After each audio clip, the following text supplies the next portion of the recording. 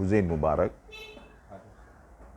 நான் அரசாங்க பொது ஊழியர் சங்கத்தின் ஆலோசகராகவும் இலங்கை உயர்தேசிய டிப்ளோமா பட்டதாரிகள் தொழிற்சங்கத்தின் பொதுச் செயலாளராகவும் கடமையாற்றி கொண்டு வருகின்றேன்.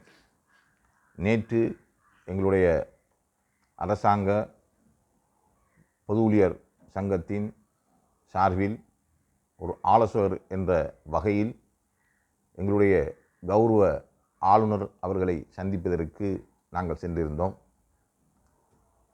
கௌரவ ஆளுநர் அவர்கள் பல விடயங்களில் திறமையாக செயற்படக்கூடிய ஒருவர். பெருமையாக அவர் நல்ல ஒரு தொழிற்சங்கவாதி. அவர் கிழக்குக்கு வந்ததற்காக நான் தொழிற்சங்கத்தின் ஆலோசகர் என்ற வகையிலும் இலங்கை உயர்தேசிய கணக்கிய டிப்ளமா பட்டதாரி தொழிற்சங்கத்தின் பொதுச் செயலாளர் என்ற ரீதியிலும் அவருக்கு நாங்கள் வாழ்த்துக்களையும் வரவேற்பையும் தெரிவித்த வண்ணம் இருக்கின்றோம். இருந்தாலும் நாங்கள் சென்ற சமயம் அங்கே மக்களுக்கு நடக்கின்ற சில விடயங்களை தொழிற்சங்கங்கிற ரீதியில் நாங்கள் சொல்லியே ஆக வேண்டும். ஏனென்றால் பொதுமக்கள் விரைவாக எங்களுடைய கவர்னர் அவர்களை சந்திப்பதற்குரிய வாய்ப்புகள் அங்கு மிக குறைவாகவே காணப்படுகின்றது. ஏனென்றால் நாங்கள் தொழிற்சங்கவாதிகள் வந்திருக்கின்றோம் என்று சொன்னாலும் பாதுகாப்பு கெடுபிடிகள் அளவுக்கு அதிகமாகவே அங்கு காணப்படுகின்றது. ஆனால் அறிமுகம் இல்லாத ஒருவர், ஒரு சாதாரண பாமர மகன் எங்களுடைய கௌரவ ஆளுநர் அவர்களை சந்திப்பதற்கு வாய்ப்புகள் ஏற்படுத்தப்பட வேண்டும்.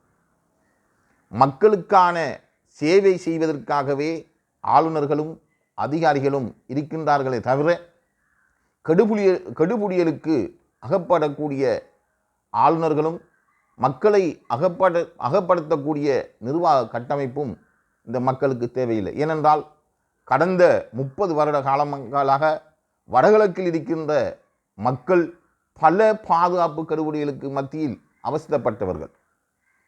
இன மொழி முரண்பாடுகளுக்கு அப்பால், அவர்களுக்கு இருக்கின்ற கருத்து செயற்பாடுகளுக்கு அப்பால் சகலரும் வடகிழக்கில் கஷ்டப்பட்டவர்கள்.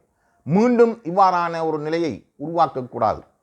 நாங்கள் இங்கே இருக்கின்ற செக் பாயிண்டுகள், பாதுகாப்பு கெடுபிடிகளை எங்களுடைய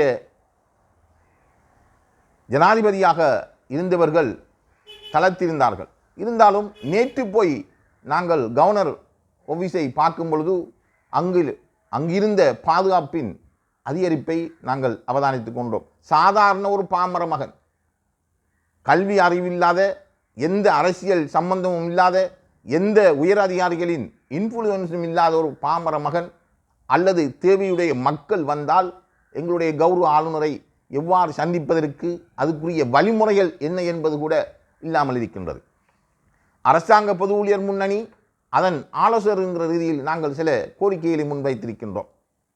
அவ்வாறான நிலையை உருவாக்காமல் மட்டக்களப்பு மாவட்டம், அம்பாறை மாவட்டத்தில் மக்களை சந்திப்பதற்குரிய, மக்களோடு நீங்கள் ஒரு கௌரவ ஆளுநர் என்ற வகையில் உறவாடக்கூடிய, பிரச்சனைகளை கேட்டு தீர்க்கக்கூடிய ஒரு வழிமுறைகளை ஏற்படுத்த வேண்டும்.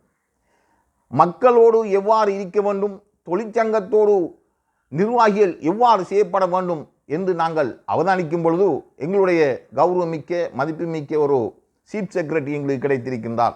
கிழக்கு மாகாணத்தில் எவ்வாறு அந்த நிர்வாகம் கட்டமைப்பு அமைய வேண்டும் என்பதற்கு எங்களுடைய கிழக்கு மாகாணத்தின் சீஃப் செக்ரட்டரி அவர்களுக்கும் அவர் கீழ் இருக்கின்ற செயலாளர்மார்களுக்கும், உதாரணத்துக்கு அங்கு நாங்கள் சகல அமைச்சின் செயலாளர்களை சந்திக்க சென்றிருந்தோம், பார்த்திருந்தோம்.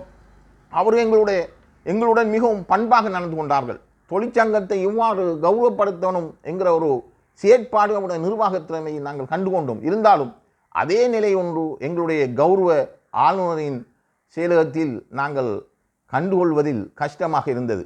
பொதுமக்கள் அங்கு நிறுத்தி வைக்கப்பட்டிருப்பதும், சாதாரண பூர்வமாக வந்து ஒரு ஆளுநரை சந்திக்காமல் இருப்பதும் மிகவும் கவலை அளித்த ஒரு விடயமாகவே நாங்கள் அவதானித்து கொண்டிருந்தோம்.